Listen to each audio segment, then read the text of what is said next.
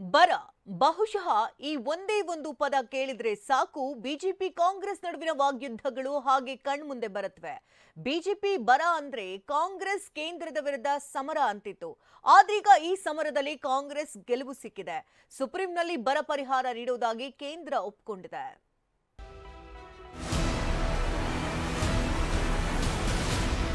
Supreme ಕೋರ್ಟ್ನಲ್ಲಿ ಬಂದು ಈ ವಾರದಲ್ಲಿ ತೀರ್ಮಾನವನ್ನ ಕೈಗೊಳ್ತೇವೆ ಅನ್ನುವಂತ ಭರವಸೆಯನ್ನ ನಮ್ಮ ಹೋರಾಟಕ್ಕೆ ಜಯ ಸಿಕ್ಕಿದೆ. ಎಷ್ಟು ದಿನಗಳ ಸಮರ ಬರ ಪರಿಹಾರ ವಿಚಾರವಾಗಿ ನಡೆದಿದ್ದು ಅದೆಷ್ಟೋ ದಿನಗಳ ವಾಕ್ ಸಮರ. ರಾಜ್ಯದಲ್ಲಿ ಮಳೆಯಿಲ್ಲದೆ ಬರಗಾಲ ತಾಂಡವಾಡ್ತಿದೆ ಅಂತ ಬಿಜೆಪಿ ಹೇಳ್ತಿದ್ರೆ ಕಾಂಗ್ರೆಸ್ ಮಾತ್ರ ಕೇಂದ್ರದತ್ತವೇ ಪಟ್ಟು ಮಾಡಿತ್ತು.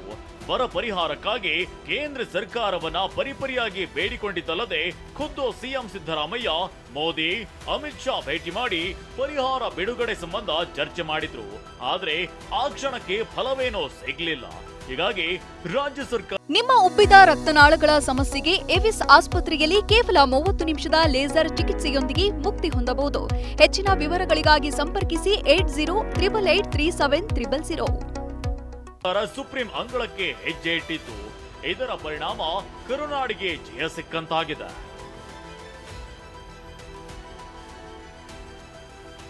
ಬರ ಪರಿಹಾರ ಸಮರದಲ್ಲಿ ರಾಜ್ಯ ಸರ್ಕಾರಕ್ಕೆ ಸಿಕ್ಕಿತೋ ಗೆಲುವು.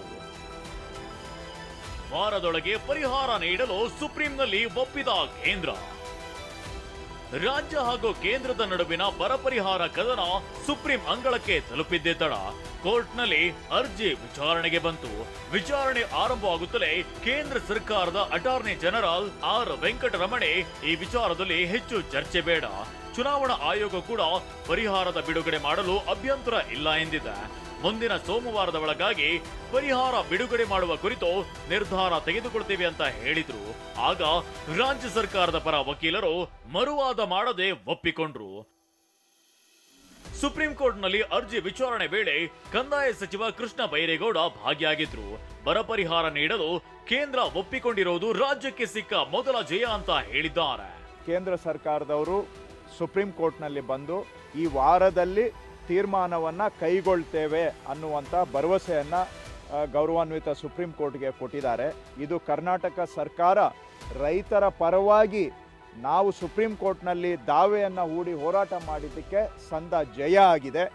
ಸಿಎಂ ಸಿದ್ದರಾಮಯ್ಯ ಕೂಡ ನಮ್ಮ ಹೋರಾಟಕ್ಕೆ ಜಯ ಸಿಕ್ಕಿದೆ ಅಂತ ಹೇಳಿದ್ರು. Attorney general, solicitor general, government of India ಪರ ಅಪಿಯರ್ ಆಗಿದ್ದಂಥವರು ಇನ್ನೊಂದು ವಾರದೊಳಗಡೆ ಇತ್ಯರ್ಥ ಮಾಡಿ ಪರಿಹಾರ ಕೊಡಿಸ್ತೀವಿ ಅಂತ ಹೇಳಿದ್ದಾರೆ. ನಮ್ಮ ಹೋರಾಟಕ್ಕೆ ಜಯ ಸಿಕ್ಕಿದೆ. ಇಷ್ಟೆಲ್ಲ ಬೆಳವಣಿಗೆಗಳ ನಡುವೆ ಕೇಂದ್ರದ ವಿರುದ್ಧ ಕಾಂಗ್ರೆಸ್ ಮತ್ತೊಮ್ಮೆ ಸಮರ ಸಾರೋಕೆ ಸನ್ನದ್ಧವಾಗಿದೆ.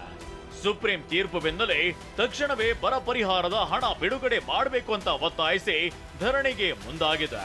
ಇಂದು ವಿಧಾನಸೌಧದ ಗಾಂಧಿ ಪ್ರತಿಮೆ ಬಳಿ ಸಿಎಂ ಸಿದ್ದರಾಮಯ್ಯ, ಡಿಸಿಎಂ ಡಿಕೆ ಶಿವಕುಮಾರ್ ನೇತೃತ್ವದಲ್ಲಿ ಪ್ರತಿಭಟನೆ ನಡೆಯಲಿದೆ.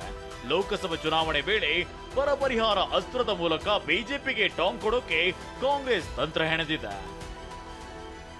ಇತ್ತ ಬೀಸೋ ದೊಣ್ಣೆಯಿಂದ ಪಾರಾಗೋಕೆ ಮುಂದಾದ ರಾಜ್ಯ ಕೇಸರಿ ಪಡೆ ನೀತಿ ಸಂಹಿತೆಯ ನಡುವೆಯೂ ರಾಜ್ಯದ ಹಿತ ಮರೆಯದ ಮೋದಿ ಸರ್ಕಾರ ಅಂತ ಟ್ವೀಟ್ ಮಾಡಿದೆ.